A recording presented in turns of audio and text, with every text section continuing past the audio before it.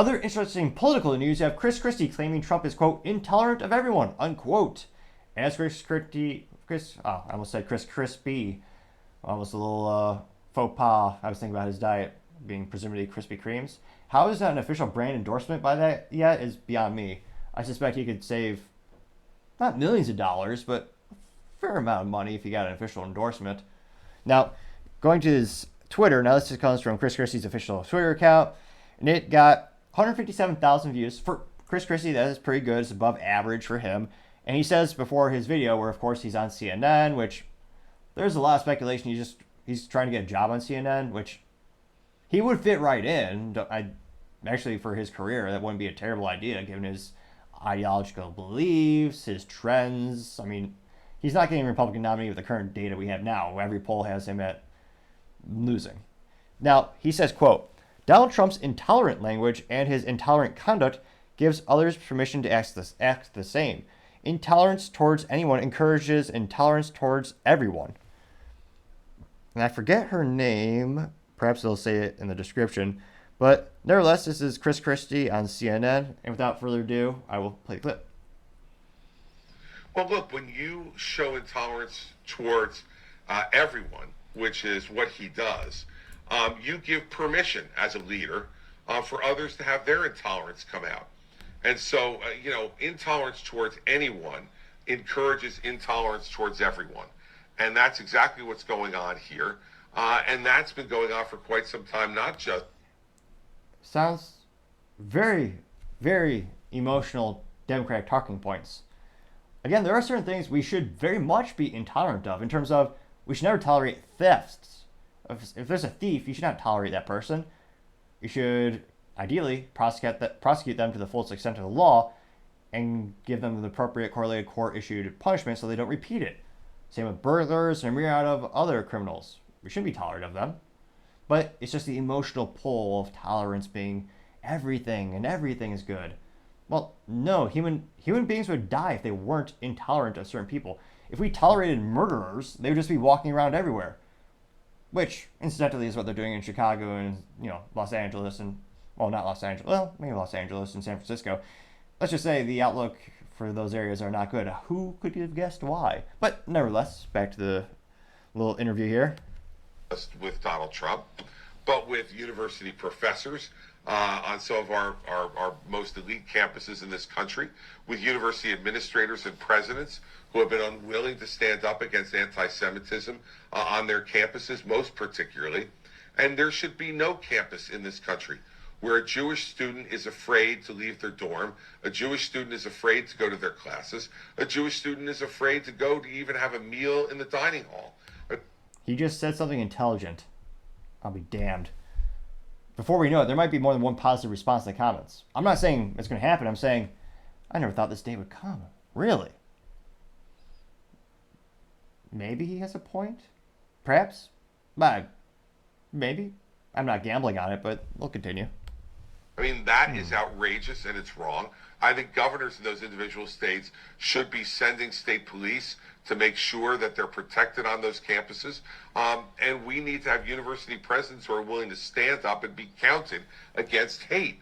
And that's exactly what's going on here. We saw this display also at the Macy's Thanksgiving Day Parade. These are folks who are ignorant. And when they talk about intifada, my guess is 2/3 of them don't even know what intifada is. And if they did, they'd be ashamed of themselves for calling for the elimination of the Jewish people around the world, which is what intifada is. And so, in the end, look, I think that there have been a lot of people who contributed to it, and I believe Donald Trump's intolerant language and his intolerant conduct gives others permission to act the same. What? So, of course, it's almost like, I'm trying to think of a nice way of saying, really is not many nice ways of actually describing Chris Christie. It's almost like a kid is riding a tricycle for the first time. They fall and scrape a knee. They get back up. They go, all right, they're going. Johnny's riding that bike good. All right, he's making it past that one block. He's about to go to the corner. Oh, and he just fell. And yeah, it was, no, you're not supposed to laugh, of course, but this child happens to be morbidly obese, and they actually bounced off the ground back on the bike, a physics phenomenon as well. But it's one of those instances where, of course, he connects it back to Trump, which I don't know how many times people have to say this, but Trump has Jewish people in his family, which I was always fascinated when people said, "Oh yeah, Trump is anti-Semitic." Based on what statements? I mean, I always my point, not point of contention, my ideal when it came to Trump in a lot of ways was, well, historically he's a businessman, so he wants the best man for the job. Really, most of those entrepreneurs, those CEOs, they don't care what the person looks like or their allegiance or the demographics. Who's going to create the best return on investment for the business and for the customers that you're serving? Now, nevertheless, we'll go back to the comments. We'll see, is this another fascinating mathematical phenomenon in which we have the Chris Christie effect, which we did coin on the show, a phenomenon in which they have zero positive responses, which happened twice when we were reviewing Chris Christie's tweets, which one would think he has family members, staff members, supposedly a friend or two. I mean, one would think they'd have at least one positive response, but in two separate instances, there was zero. I was shocked. We scrolled for, not hours, but it took a couple minutes to go all the way down. Now, I suspect there might be one or two positive responses here. I'm not a gambling man in that regard, but let's dive in and find out. So again, it got 157,000 views and 2.4 thousand likes. So some people did like this. Not enough for him to win the Republican primary, or maybe to go up in the polls enough, but some people liked it. So let's go on to the first comment. Let's see here. JV, one of the first comments or responses, says, quote, "Man, it's time for you to drop out. A Republican basher, another Republican candidate that's likely to be a GOP nominee is counterproductive. You might as well run as a Democrat," unquote. Getting 120 likes, which, again, with a lot of emotional rhetoric, a lot of the verbiage he's using, I mean, I think he actually would pull better as a Democrat. I mean, he's at under 3% in the Republican nominee for the presidential election. I think you get more than 3% if you were to run it as a Democrat. Look at his track record, who he's befriended in politics. I mean, he's got a lot of the same policies, a lot of the same friends, but nevertheless, we'll keep going. Kevin Smith, what is that? Okay. Kevin Smith says, quote, so this is true, then does your actions give us the right to shut down a bridge because you didn't get our way? Unquote. Getting 142 likes. Someone by the name of Bruce Saunders says, quote, you're pulling at what, 1%, unquote? And has a picture of Mel Gibson looking happy, saying me voting for Trump in 2016. And then a video or a picture of Mel Gibson from Braveheart, whatever, the one with the painted face. And it says me voting for Trump in 2024. It got 87 likes. Ooh. Someone did an AI generated picture of Chris Christie without a shirt on eating copious, well, for you and I, it'd be copious amounts of food. For him, it's just breakfast. And it says, quote, what you talking about, Slim, unquote. It got 81 likes. Walter Wright says, quote, turn up the sound and you can hear Christine getting fatter, unquote, getting 40 likes. Which I do wonder, could we ever have an obese president? Is the perception that this person just doesn't have control of their life, therefore they can't have control of someone else? And don't get me wrong, there are certain health side effects from medications, as well as there's certain people who have health issues where they are more prone to be overweight. I know genetics is a thing to a certain extent. However, with diet and exercise, I believe you can overcome that, and I've seen it with friends before. But let me know, do you think the American public would never vote in that regard? I mean, most of the presidents we've had historically were certainly not in shape because they're so old and frail. They might just meet their demise by trying to tie a shoe. But they've mostly been moderately slim.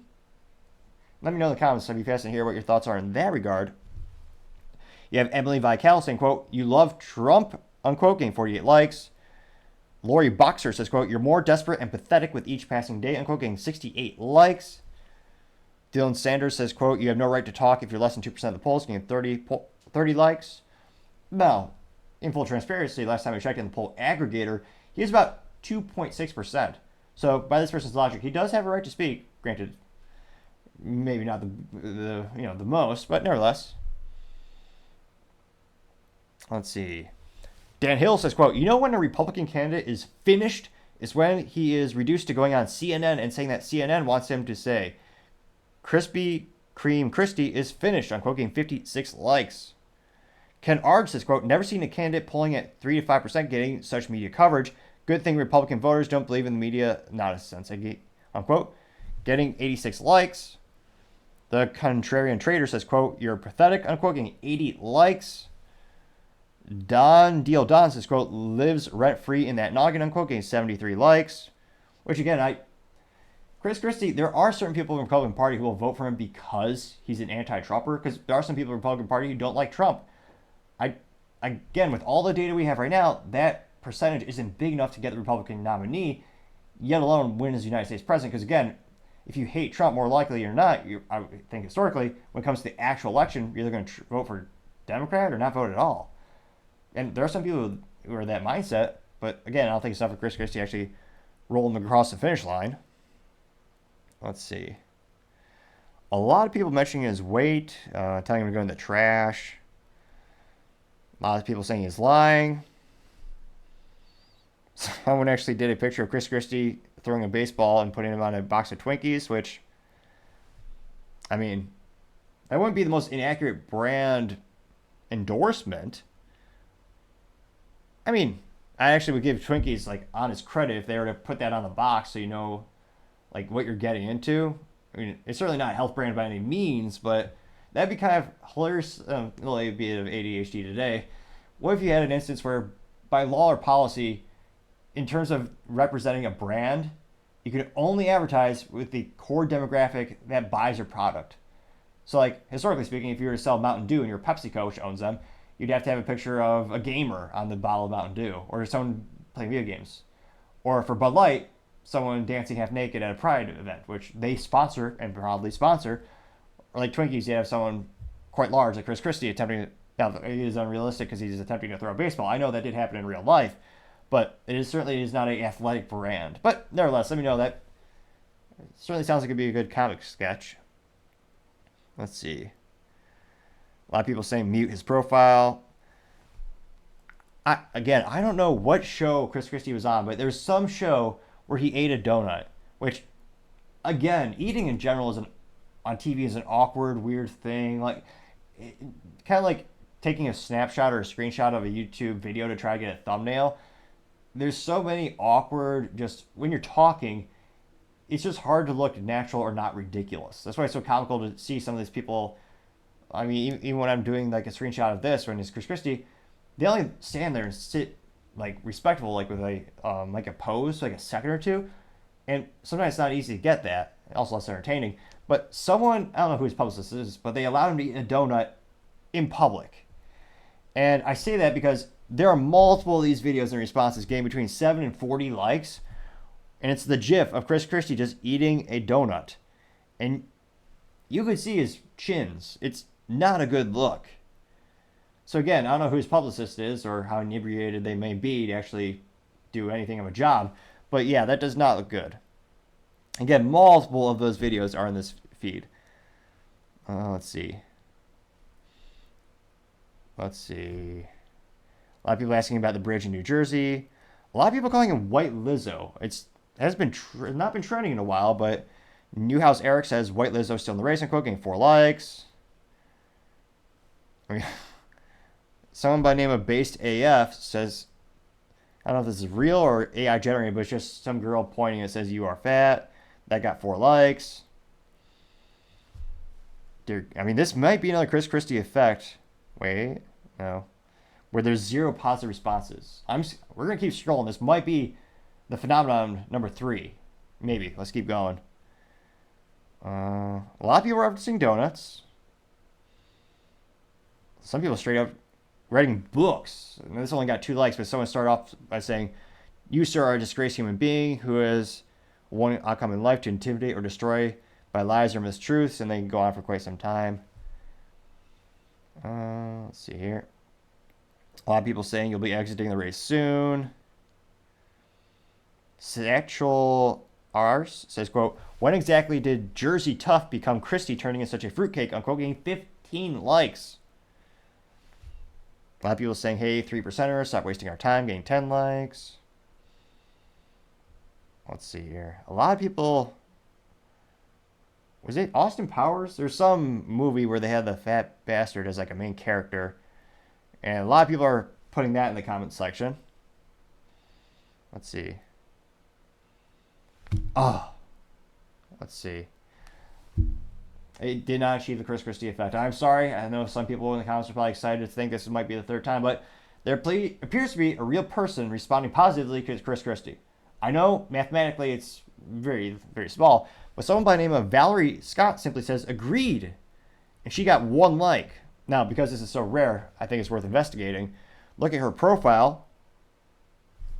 Of course, she's from San Francisco, California, posing in front of bullshit known as modern art, which takes no talent at all in 99.99998% of the time. I'm one of those people where I do appreciate works of beautiful art back in the day, the more realistic. I mean, there's some brilliant artists throughout history. Someone just throwing paint at a canvas, that takes no talent. That's ridiculous. So, of course, she's in California, posing by modern art. And let's see, what else does she support? God, that's stupid. Now, thankfully, the public sector, or the private sector, or the whole Twitter rewarded her moronic appropriately. So she had a picture of just literally what I was just describing, someone throwing paint on a canvas, and she says, quote, think big and make a statement. Which, again, there's some brilliant artists out there, but just throwing paint at a canvas randomly, really? No, that not a modicum of effort was put in there. Although, for those people, there's probably more exercise than they get in a year by lifting that little paint can and throwing it at their canvas, so there's a little bit of upside for their health, I suppose.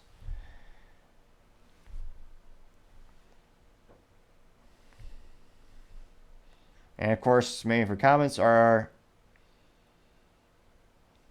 who she wants to, against Trump as well. So, again, these people do exist, and she does agree with Chris Christie. So far, he has 1 positive response to his original tweet. It's not 0, but it's pretty close. And I'm scrolling down. Again, a lot of jokes, a lot of memes, a lot of GIFs against him. A lot of people referencing Krispy Kreme. Like a disproportionate amount of people. A lot of people having memes of Trump saying living in your mind rent free, which is very true. It would probably be, I mean, I can't think of maybe 2 instances where Chris Christie had the opportunity to speak and he did not reference Trump.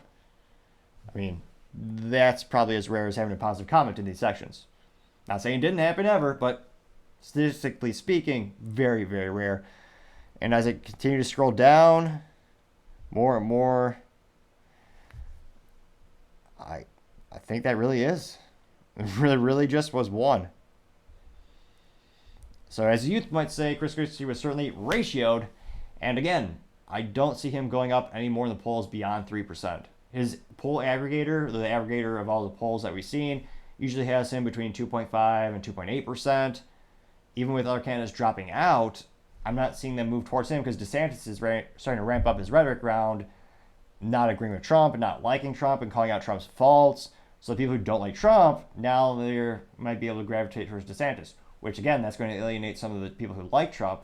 Now they may go to someone else like Vivek, or it's a fascinating, fluid situation. It'll be interesting to see where it all ends up at the end of the day. But in terms of Chris Christie's tweet, as youth might say, he was just ridiculously ratioed, and I don't think it's going to help his campaign get it even more than 2 extra points, or 2 extra votes, 0.0001 points in the polls. Thank you, everyone, again, for taking time to tune in today, trying to get to 4,000 subscribers by the end of November. So if you could click that button, I would greatly appreciate it. Also, leaving a comment is a great way to give feedback so I know how to improve the channel and make the show better and better so that everyone can have fun. Also, and lastly, don't forget to take time to tell your family, tell your friends, tell your coworkers, heck, tell your enemies, tell anyone and everyone. Just stay safe and fight the good fight.